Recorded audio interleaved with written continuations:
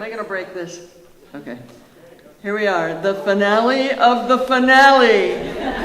Hope you're all still awake. I'm going to pass this picture around because this, well, it was my crutch for a while there, and now I'm going to let go of it. It's going to go around. You'll see the characters who are in my story.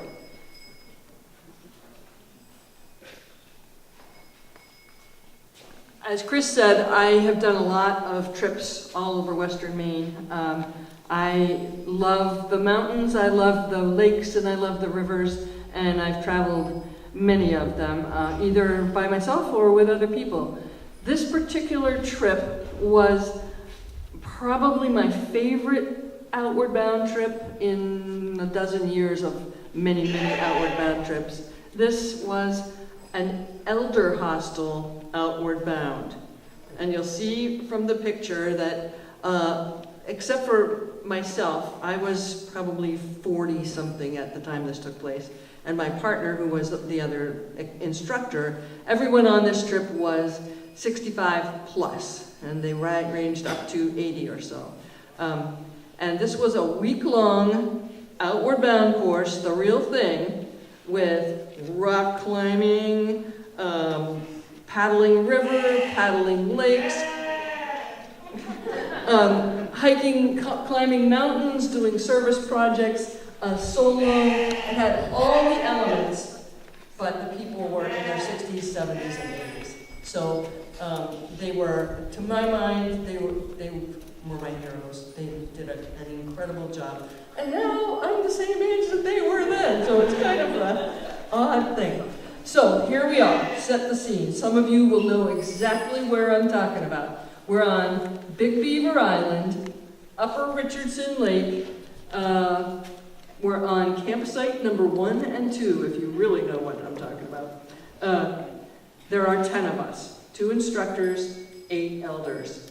And we have had a long day, so the job right now is to get set up and get our supper cooked. So this is had a Coleman stove lesson, so they knew, they remembered. And the menu for tonight, macaroni and cheese. And nothing else, because this is outward bound. So, they were all set with that. And I realized around this table there are well over 200 years of cooking experience of cooking mac and cheese. These women know mac and cheese. So I go off to put up my tent, and I can hear back at the picnic table the discussion. Well, says Catherine, she's a legislator from New Hampshire. Well, says Catherine, I always make a roux, and I'm sure that we have some flour, we have some butter, I'm sure we have salt and pepper, some of that horrid powdered milk. I think we start with a roux, and then we grate the cheese very finely, and then BJ, who's a nurse and a clown from the Bronx in New York, holds up the chunk of cheese and says, I don't think so. I think we just chop this thing into little squares, and we cook the noodles, and we throw the cheese in, and we stir really fast. I think that'll be mac and cheese. No, no, no, says Priscilla. Priscilla, at 75, ran a marathon on her way from California to Maine, and is planning to run another marathon on her way back. She's the one with the hat, if you've got the picture. And then Joe says, I just found in the bottom of this container an onion and some garlic. So let's start with the onion and the garlic, and at this point I'm going, oh my God, over 200 years of experience in cooking mac and cheese.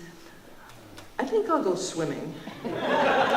So I do, literally, pull on my bathing suit, head out into the water, get myself out of earshot of the picnic table, and lie back in the water, the cool lake water, and look up at the sky, look at the mountains around me. This day started with us loading into a van and pulling a canoe trailer with 5 canoes. We stopped, if you know the area, at Aziscahas Mountain, a 3,200-foot mountain. These folks climbed out of the van, up the mountain. Not all of them were what you would call mountain climbers, but we all got up there, some with very red faces. We were at the top, we had our typical outward bound lunch, peanut butter, jelly, cheese, and crackers. We were all trying hard not to drink our entire water bottles before we got back down. Then we came down the mountain, got back in the van, went over to Millbrook on the top of Upper Richardson Lake, unloaded what seemed like tons of gear, the backpacks, the kitchen, the food, the stoves, the paddles, the life jackets, the first aid kit, all the things that it takes to travel as outward bound, loaded those into the 5 canoes, partnered people up hoping we could figure out who could paddle and who couldn't, and started our paddling lesson to get ourselves over to Big Beaver. So it had been a very full day. I knew everyone was hungry. I knew this mac and cheese, even though it was only mac and cheese, would do the trick. Bob came out. Bob is the one with the backwards baseball cap at the end, and he was an 82-year-old former engineer from Florida, and he waded through the water out to where I was, and we had a conversation. I said, Bob, why did you decide to go on this trip? And he said, well, nobody my age wants to do these things anymore. And I just thought, you know, this at least will be a group of people that likes to be in the outdoors.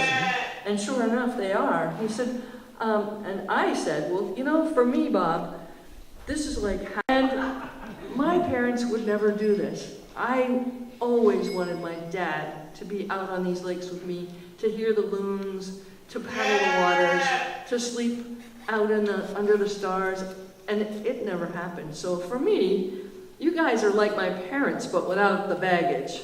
and he said, yeah, I wish that my sons could have done this with me too, and they're just too busy. They have their families, they have their lives.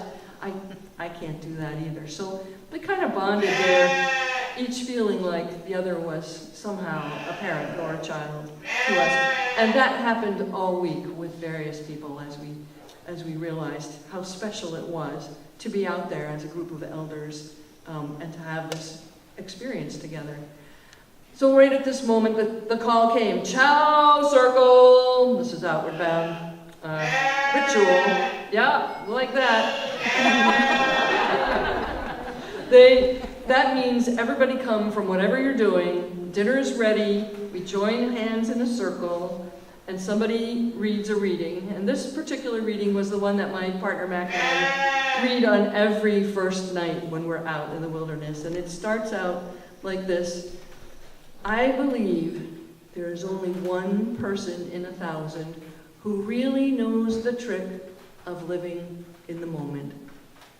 And then it goes on to talk about the futility of living in the past or of living in the future. And then it ends with, there is only one world pressing against you at this moment. This world, here and now. There's only one moment when you are alive. This moment, an unrepeatable miracle. And that's exactly what it is. A miracle and unrepeatable. Then the next tradition is you pass the squeeze around the circle.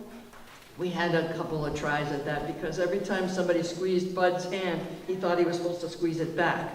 So it took about 3 times, but we got the squeeze around the circle. And then it was my role to say, cooks, what's for supper? Even though I knew. And the cook said, it's macaroni and cheese. All right, great. We all piled up the bowls, got the big spoon, started dishing out the macaroni and cheese. And I was looking at the first bowl and what are all those black flecks? Oh my gosh, is that pepper? No, that is char. They have, then the smell hit me. They have burned the mac and cheese. 200 years plus macaroni and cheese experience, and they have burned the mac and cheese. No one said a word. Everyone was beyond polite. We forked that,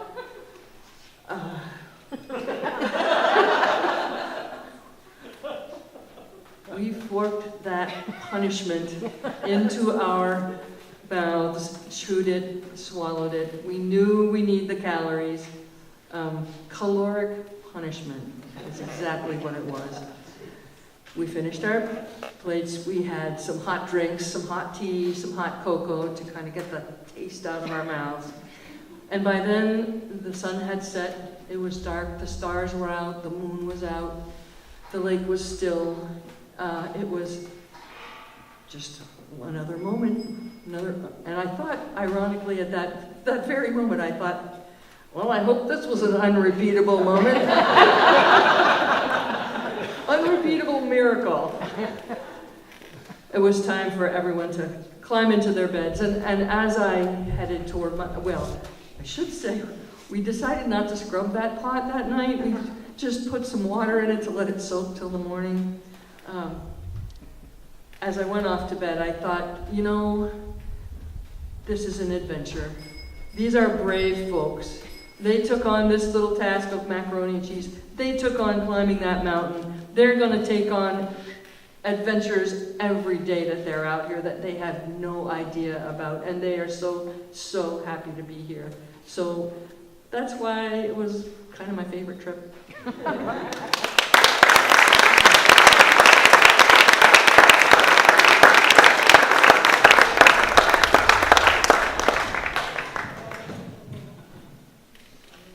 Thanks, Bonnie. That was great. That's the last of our storytellers, but just reflecting as I do on these stories, it's great. We've heard about challenges and joy and innovation and tradition, and so many things tonight that tie into not only our relationships with each other, but also really do tie into our relationship with the land. And what we do here at the Maine Farmland Trust is really about trying to connect people to the land and the food and the culture and the traditions and all of that goes along with Maine agriculture, so we can celebrate it and really make it much stronger. And with people like we have tonight as our speakers, and with you in our audience, and I know the people that I work alongside with day to day are really committed to this, so I'm very optimistic about the future of farming in Maine.